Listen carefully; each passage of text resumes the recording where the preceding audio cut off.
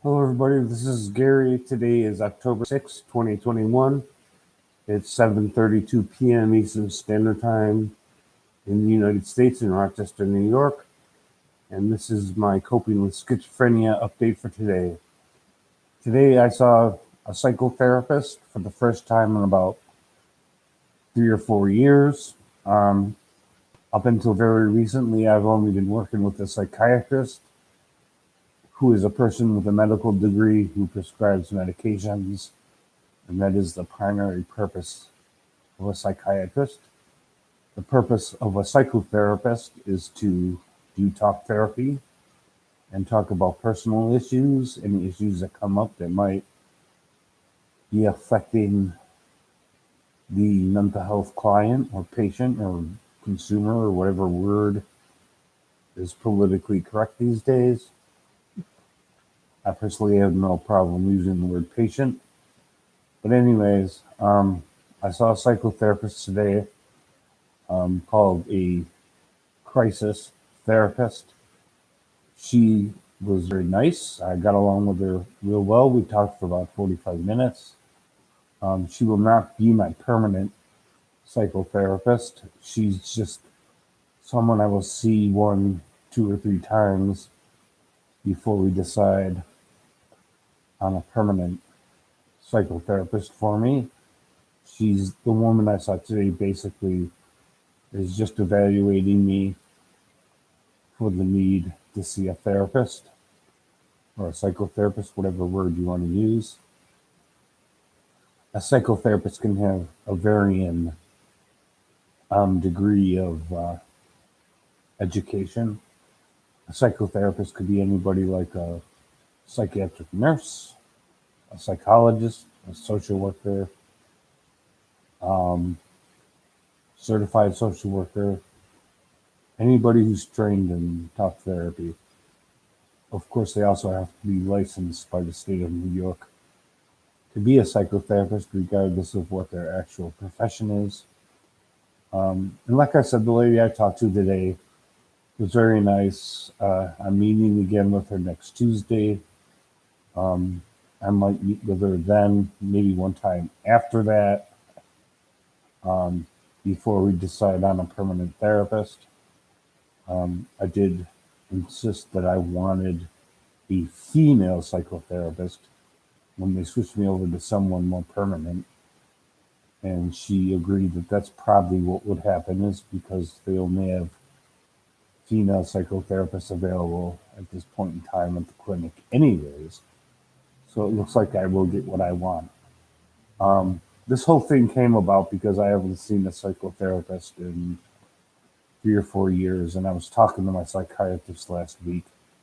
Um, we made a deal where he would increase the dosage of my Klonopin because my anxiety was getting worse. But in exchange, I would agree to take on a psychotherapist to help deal with the anxiety in a way other than medication.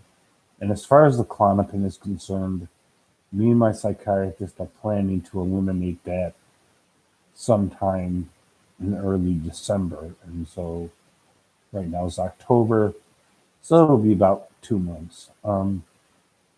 Klonopin is not something you want to take long term. Like I said before, and I'll say it again, Klonopin belongs to a class of drugs known as benzodiazepines. It includes more well-known drugs like Xanax, Valium, Librium, Ativan, among others. They're all physically addictive. They could all be mentally addictive. Um, if you take these drugs in high dosages over long periods of time and you try to abruptly stop from them, you could have seizures, you could have all kinds of life threatening effects. They can be very dangerous drugs, and I certainly don't want to be on Klonopin longer than need be. Right now, I'm allowed to take 1 milligram of Klonopin daily, not required to take it. Um, it's there as a tool if I need it for really intense anxiety. Um, and hopefully, the psychotherapy will help me reduce my need for using drugs for anxiety. Um, we have no plans on changing my other medications. I take 600 milligrams of Seroquel every night. We're not planning to change that. I take Neurontin, also known as gabapentin, 3 times a day. 300 milligrams 3 times a day. We're not planning to change that. I take Zyprexa. I believe it's 4 milligrams 2 times a day. We're not planning to change that. Zyprexa is an antipsychotic medication. I use it for paranoia and hallucinations. Um, the only drug we're planning to phase out is the Klonopin because, like I said, Klonopin can be dangerous and help me transition away from Klonopin. I will be doing talk therapy for probably quite some time. Also, we're going to arrange for me to be in group therapy. I'm not sure how often. It's a relaxation group. I'm not sure if it meets once every week, once every 2 weeks, once every 4 weeks. I'm not sure. But we're adding that to my treatment plan. All of this to help me reduce my need for Klonopin or any other medications for anxiety and reduce my need to go to the psychiatric emergency room. Because over the past couple of years, 2, 3, 4 years, I've been going to the psychiatric emergency room a lot. And that actually sometimes doesn't help very much because the University of Rochester, New York, Star Memorial Hospital, their psychiatric emergency room is a complete shithole. It's total fucking chaos. It's people yelling and screaming and fighting and being strapped down to tables by security guards, getting injections of medication. It's all a shit show. And to avoid that is the goal. To avoid going there is the goal. The entire mental health system in this country is totally fucked up. It's total fucking chaos, both outpatient and inpatient. If you want to see a psychiatrist outpatient, it can be months of waiting before you get to see an outpatient psychiatrist. And believe me, once you get a psychiatrist, you don't want to stop seeing them because then it'll take months to get reconnected to another psychiatrist at another clinic, or another psychotherapist, or another social worker, or another care manager, whatever is part of your treatment plan. Um, the mental health system in this country is really messed up. If you need to be in the hospital, you usually don't get in the hospital. Um, people get released from the psychiatric emergency room all the time. They commit an act of violence. They die from a drug overdose. They commit suicide. And that's right after being in the psychiatric emergency room. The psychiatric emergency room really doesn't prevent suicide. It doesn't prevent drug overdoses. It doesn't prevent violence.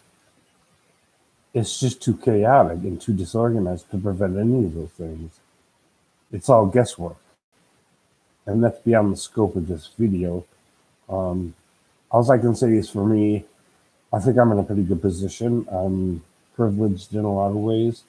I have Social Security disability, Medicare. For now, I have Medicaid. I don't know how long I have Medicaid that kind of fluctuates. I have a psychotherapist now, or will have a permanent psychotherapist. I'll be going to at least one psychotherapy group. And I have an outpatient psychiatrist. And I follow my medication regimen. So in that regard, I'm pretty stable. The goal, of course, is for me to be more stable. That's the purpose of me doing talk therapy with a psychotherapist, is to make me more stable mentally, less reliant on the psychiatric emergency room, less reliant on Klonopin, and less reliant on constantly being in a state of mental health crisis and panic and psychosis. Um, it's one step at a time, one goal at a time, moving slowly to a better position.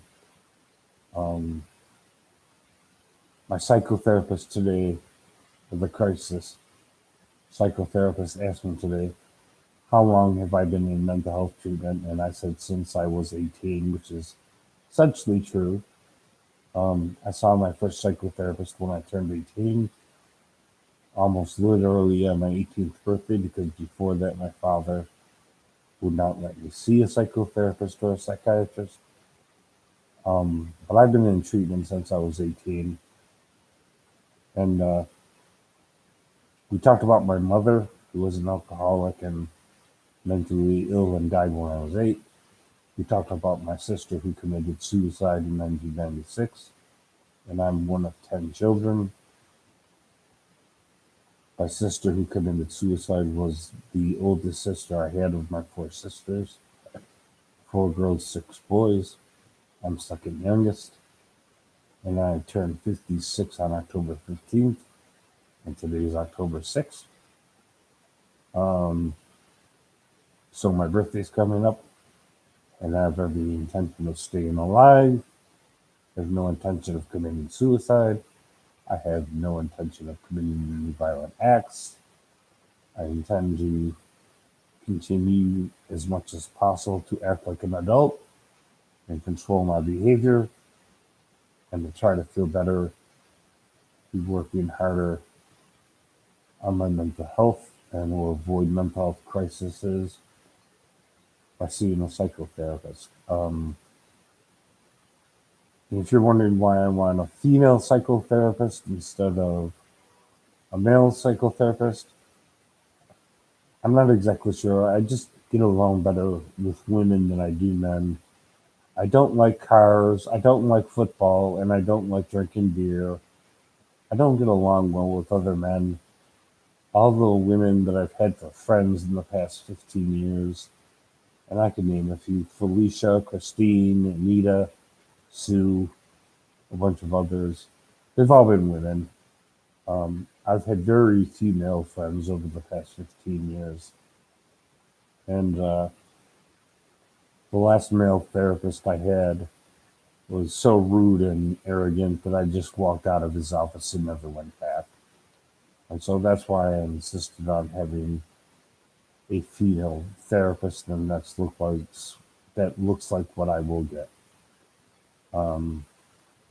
So all of this is to stabilize me and to make me more persistent in my treatment, more stable in my treatment, more stable in my thinking, more stable in my behavior, more stable in terms of anxiety, depression, and even more stable in terms of my hallucinations and my paranoid delusions, giving me better coping skills whenever these things come up, and be less reliant on drugs that the doctor prescribes for anxiety and less reliant on going to the psychiatric emergency room. At this stage of my life, I think medications and seeing a psychiatrist by itself isn't enough.